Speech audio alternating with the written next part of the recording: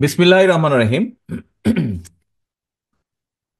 31 দফা কর্মসূচির বাস্তবায়ন উপলক্ষে আয়োজিত আজকের এই আলোচনা সভায় উপস্থিত খুলনা জেলা মহানগর, বাগেরহাট জেলা এবং সাতক্ষীরা জেলার সকল জেলা পর্যায় থেকে, উপজেলা পর্যায় থেকে, ইউনিয়ন থেকে, পৌরসভা থেকে আগত বিএনপি সহ সকল অঙ্গ সহযোগী সংগঠনের উপস্থিত নেতৃবৃন্দ, আসসালামু আলাইকুম। মঞ্চে উপস্থিত নেতৃবৃন্দ, আসসালামু আলাইকুম। আমি প্রথমেই আজকের এই আহ, প্রশিক্ষণ কর্মশালার যারা এখানে ঢাকা থেকে গিয়েছেন, জনাব জবিউল্লাহ সাহেব, ডক্টর পাভেল সাহেব এবং ডক্টর মাহাদি আমিন, তিনজনকে আমি অত্যন্ত আন্তরিকভাবে ধন্যবাদ জানাচ্ছি যে 31 দফার বিষয়টি আমাদের এই সকল নেতৃবৃন্দের সামনে সুন্দরভাবে তুলে ধরার জন্য, এক্সপ্লেন করার জন্য। প্রিয় সহকর্মীবৃন্দ, আজকে সারাদিন আপনারা এখানে এই 31 দফা নিয়ে আলোচনা করেছেন। একটু আগে 3 জেলার দায়িত্বপ্রাপ্ত সভাপতি বৃন্দ যেই কথাটি বললেন, তার থেকে আমি যতটুকু বুঝলাম যে আপনারা সারাদিন এখানে সময় ব্যয় করেছেন। এখন প্রিয় নেতৃবৃন্দ, এই যে আপনারা যে সময় ব্যয় করেছেন, এই সময়টা আপনারা কেন ব্যয় করেছেন? আমার ধারণা, যেই প্রশ্নগুলো, ধারণা না মানে বাস্তবতা যা বলে, এই যে আমি আপনাদের সাথে কানেক্টেড হওয়ার পরে, যুক্ত হওয়ার পরে আপনারা আমার কাছে কিছু জিনিস জানতে চেয়েছেন। এর আগে নিশ্চয়ই ঢাকা থেকে যারা গিয়েছেন আলোচনা করার জন্য, তাদের কাছেও আপনারা জানতে চেয়েছেন। আমরা কি তাহলে ধরে নেব আপনাদের এই জানার পিছে কারণটা হচ্ছে এটাই যে আপনাদের কাছেও জনগণ জানতে চায় নিশ্চয়ই এরকম বিষয়গুলো, তাই না?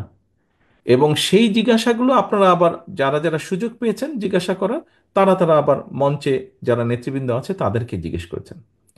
এখন নেতৃবৃন্দ, এই যে আপনাদের জিজ্ঞাসাটা যদি জনগণের জিজ্ঞাসা হয়ে থাকে, জনগণের জিজ্ঞাসা হয়ে থাকে, তাহলে জনগণ আপনাদেরকে কেন জিজ্ঞেস করছে? সেটি জনগণ আপনাদেরকে কেন জিজ্ঞেস করছে? আমরা খুব সহজভাবে যদি চিন্তা করি, জনগণ আপনাদেরকে জিজ্ঞাসা করছে, খেয়াল করে দেখবেন, আপনাদেরকে যারা জিজ্ঞাসা করছে তারা যে সকলে বিএনপি বা ধানের শীষের ভোটার তা না। এমন অনেক লোকও আছে, এমন অনেক মানুষও আছে যারা আপনাদেরকে বিভিন্ন সময় বিভিন্ন বিষয় নিয়ে জিজ্ঞেস করেছে, 31 দফার বিষয় নিয়ে, এবং আপনি জানেন যে এই মানুষটি হয়তো ধানের শীষে ভোট দেয় না, কিন্তু তারপরেও সে আপনার কাছে জিজ্ঞেস করেছে। এরকম নিশ্চয়ই হয়েছে, আপনাদের সাথে হয়েছে না? এরকম ঘটনাও হয়েছে যে ধানের শীষে ভোট দেয়, বিএনপিকে ভোট দেয়, এরকম মানুষ যেমন জিজ্ঞাসা করেছে, তার বাইরের মানুষও জিজ্ঞেস করেছে। করেছো তো নাকি? আমার কাছে হয়েছে। আ- এরকম কি হয়েছে আপনাদের কারো কাছে? ভাই থাকলে হাত তুলেন, আমি দেখতে পাচ্ছি তো যে বিএনপি করে না, কিন্তু এরকম মানুষ আপনাদের কাছে জানতে চেয়েছে, ভাই 31 দফার মধ্যে এই নাই কেন, বা ওই নাই কেন, বা এটা সংযুক্ত করেন, বা এটা কি হবে, নিশ্চয়ই জিজ্ঞেস করেছে। তো সব ধরনের মানুষ যখন কম বেশি জিজ্ঞেস করছে, কেন জিজ্ঞেস করছে? কারণ মানুষ কিন্তু বিশ্বাস করে যে আচ্ছা ঠিক আছে, সামনে ইনশাল্লাহ নির্বাচন হলে বিএনপির সবচেয়ে বেশি সম্ভাবনা সরকার গঠন করার, মানুষের সমর্থন নিয়ে বিএনপির সম্ভাবনা, বিএনপি নামক যে রাজনৈতিক দলটি, এই দলটির সম্ভাবনা সবচাইতে বেশি সরকার গঠন করার। এবং সরকার গঠন করলে এরাই মানুষের জন্য এবং দেশের জন্য কিছু করতে পারবে বলে মানুষের সেই আস্থা বা বিশ্বাসটা আছে। হয়তো অন্য কোনো দল যারা আছে এই মুহূর্তে মাঠে বা বাংলাদেশে, তাদেরকে হয়তো জিজ্ঞেস করতে পারে বা জিজ্ঞেস করে না অধিকাংশ ক্ষেত্রে। যেমন আরেকটি উদাহরণ দেই, এটি হয়তো কেউ কেউ একটু ভিন্নভাবে, অন্যভাবেও এটাকে তুলে ধরতে পারেন, বাট আমি সহজ চোখে যা দেখি, কোনো এলাকায় যদি আপনি যান, আপনি সাধারণ ওই এলাকার সাধারণ মানুষকে যদি জিজ্ঞেস করেন, আচ্ছা এখানে বিএনপির নেতাকে, ঠাস করে আপনাকে নামটা বলে দিবে যে আচ্ছা অমুক অমুক অমুক বিএনপির নেতা। আহ, ঠিক একইভাবে পতিত যে স্বৈরাচার, পলাতক যে স্বৈরাচার, তাদের যে দল, তাদের দলের নাম জিজ্ঞেস করলেও হয়তো বলে দিবে মানুষ।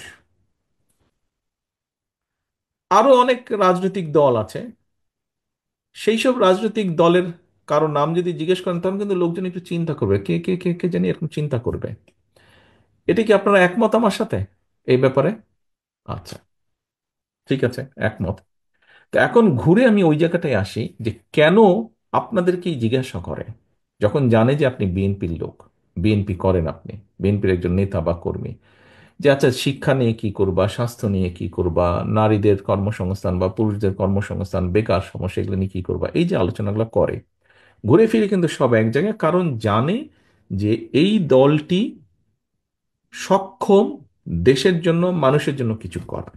এখন নেতৃবৃন্দ, তাই যদি হয়ে থাকে, আমি যেই কথাটি বললাম, হতে পারে আমি 15 বছর আগে দেশে ছিলাম, 15-16 বছর আগে দেশে ছিলাম, 15-16 বছর আগে আমি এই এই ফিলিংসটি দেখে এসেছি বা এই বিষয়টি দেখে এসেছি।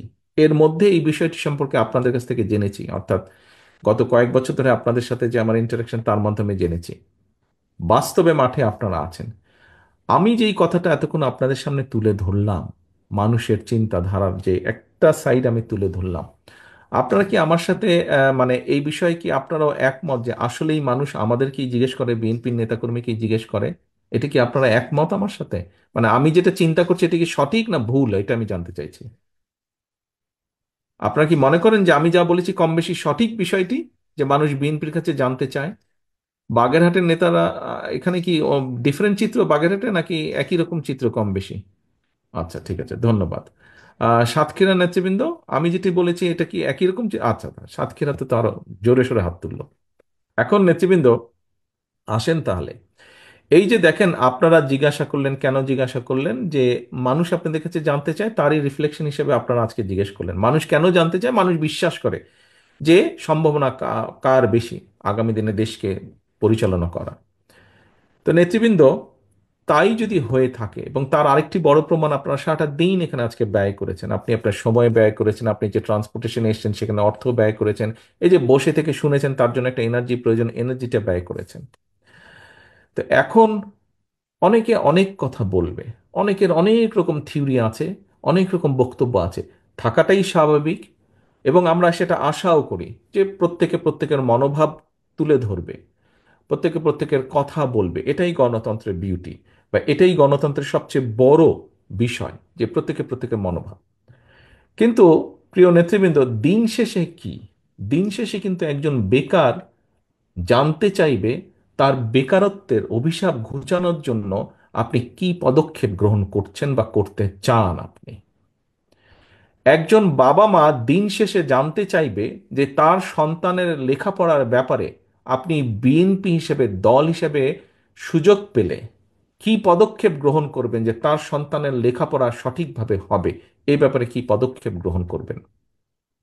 একজন পরিবারের বাবা মা বা পারিবারিকভাবে প্রত্যেক পরিবারের সদস্য জানতে চাইবে যে তাদের জন্য, তাদের চিকিৎসার জন্য বিএনপি নামক দলটি কি ব্যবস্থা গ্রহণ করবে যদি তারা দেশ পরিচালনার সুযোগ পায়। ব্যবসায়ীরা জানতে চাইবে যে তাদের ব্যবসা যাতে তারা নির্বিঘ্নে করতে পারে, বা মানুষ যাতে নির্বিঘ্নে সমাজে চলাচল করতে পারে, তার জন্য আপনি আইন শৃঙ্খলার ব্যাপারে কি ব্যবস্থা গ্রহণ করবেন। মানুষ দেখতে চায়, মানুষ জানতে চাইবে যে আইন আদালত নিরপেক্ষভাবে, কোনো রকম রাজনৈতিক হস্তক্ষেপ ছাড়া তারা তাদের কাজ করবে। এই ব্যাপারে আপনার কমিটমেন্ট কি, এইগুলো মানুষ জানতে চায়। মানুষ জানতে চায়, এই আপনাদের প্রশ্নের মাধ্যমেই এগুলো ফুটে উঠেছে। এখন আমাদের বিভিন্ন বিষয়ে বিভিন্ন থিওরি থাকতেই পারে। আমরা রাজনৈতিকভাবে কার সাথে যাব, কাকে গ্রহণ করব, কাকে গ্রহণ করব না, কার সাথে সম্পর্ক করব, কার সাথে সম্পর্ক করব না, এগুলো আমাদের ব্যাপার। এগুলা নিয়ে হয়তো মানুষ দেখবে, কিন্তু মানুষ তার দৈনন্দিন সমস্যার সমাধান, সবচেয়ে বড় একটা যেটা সমস্যা এই মুহূর্তে আছে, জিনিসের দাম বাড়ছে, নিত্য প্রয়োজনীয় জিনিস, চাল ডাল তেল নুন, এইসব জিনিসের দাম বাড়ছে। এইসব জিনিসের দাম বাড়ার ক্ষেত্রে আপনি কি পদক্ষেপ গ্রহণ করবেন? হয় জনগণের ইনকাম বাড়ানোর ব্যবস্থা করবেন, আর না হলে চেষ্টা করবেন যে কি কি চেষ্টা করবেন, কি কি পদক্ষেপ নেবেন জিনিসপত্রের দাম যাতে সহনশীল পর্যায়ে থাকে। মানুষ এইগুলো জানতে চায় এবং এইগুলো দেখতে চায়। প্রিয় সহকর্মীবৃন্দ,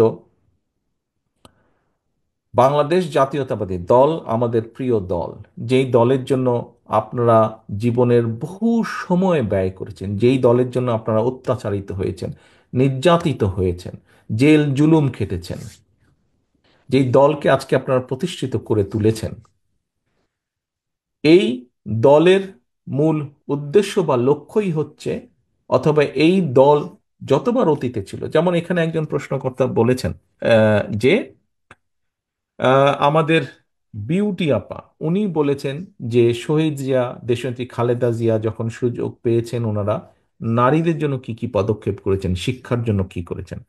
আরেকজন বলেছেন, খুব সম্ভব মৃণাল কান্তি, উনি বোধহয় বলেছেন যে বিএনপি যখন সুযোগ পেয়েছে, এই যে বাংলাদেশে দুটো বড় সেক্টর বৈদেশিক মুদ্রা অর্জনের, একটি হচ্ছে গার্মেন্টস, আরেকটি হচ্ছে আমাদের প্রবাসী ভাইদের রেমিটেন্স, এই দুটোই কিন্তু শহীদ জিয়ার অবদান, এই দুটোই কিন্তু বিএনপির অবদান।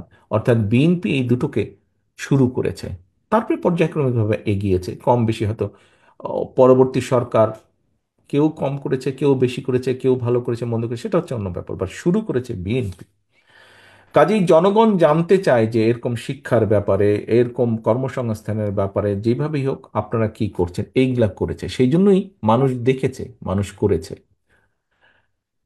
এখন আমাদের দায়িত্ব হচ্ছে যে আমরা কি চাই, কি করেছি, কি করতে চাই, দেশের জন্য ভালো কি করেছি, দেশের জন্য ভালো কি করতে চাই, মানুষের জন্য ভালো কি করেছি, মানুষের জন্য ভালো কি করতে চাই, এই কথাগুলো নিয়ে যাওয়া মানুষের কাছে।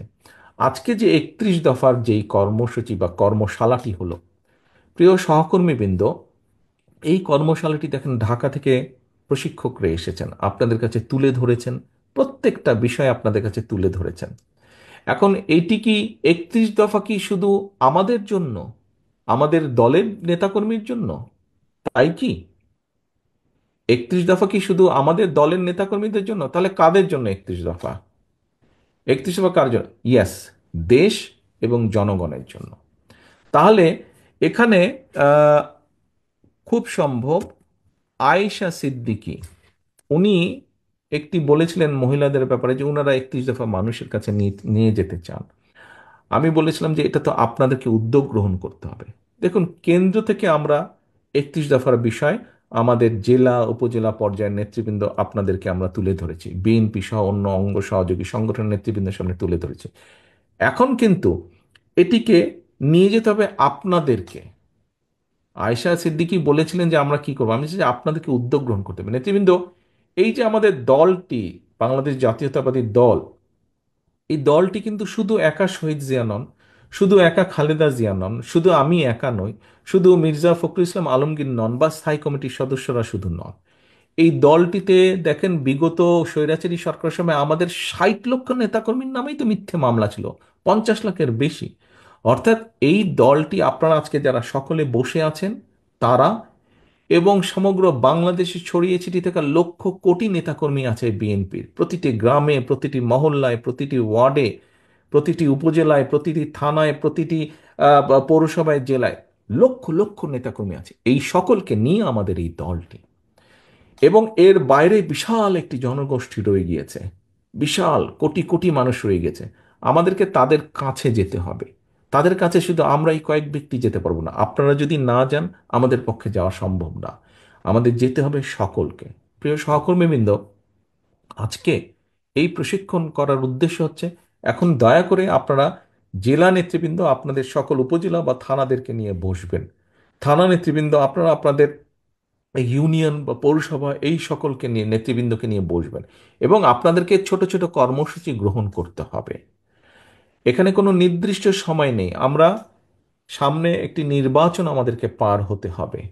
এই নির্বাচন পর্যন্ত আপনাদেরকে 31 দফা কর্মসূচির মানুষের কানে কানে নিয়ে যেতে হবে, ঘরে ঘরে নিয়ে যেতে হবে যে 31 দফার ব্যাপারে, এই 31 দফা নামক একটি দফা আমরা দিয়েছি, 31টা, এখানে এই বিষয় আছে, আমরা এই কাজ করতে চাই তোমাদের জন্য।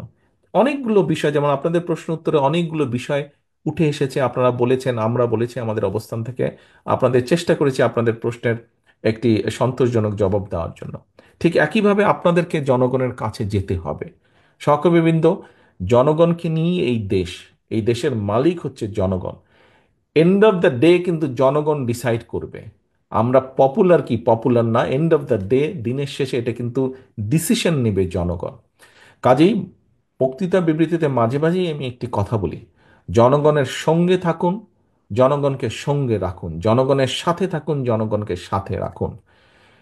প্রিয় নেতাকর্মীবৃন্দ, আমরা রাজনৈতিক দল, এখানে উপস্থিত প্রত্যেকটি মানুষ আপনার রাজনৈতিক কর্মী। আপনি একজন রাজনৈতিক কর্মী বা একজন রাজনৈতিক নেতা হিসেবে আপনার পিছনে যদি পাবলিকই না থাকে, তো আপনি কিসের রাজনৈতিক নেতা, কিসের রাজনৈতিক কর্মী? আপনার পিছনে যদি পাবলিকই না থাকে, ও আর নাম সর্বস্ব নেতা আপনি হবে, তো লাভ আছে কোনো ওরকম হয়ে? ওরকম হয়তো কোনো লাভ নেই। আমাদের একজন রাজনৈতিক কর্মী হিসাবে আমাদের সবচেয়ে বড় সার্থকতা কি? যখন এই যে আপনি ঘর থেকে যখন বের হন, আপনি ঘর থেকে বের হয়ে ধরেন আপনার নাম হচ্ছে গিয়ে হিরণ কুমার। তো হিরণ কুমার কি আপনি একা শুধু? হিরণ কুমার কি আরো শত শত হাজার হাজার হিরণ কুমার নাই?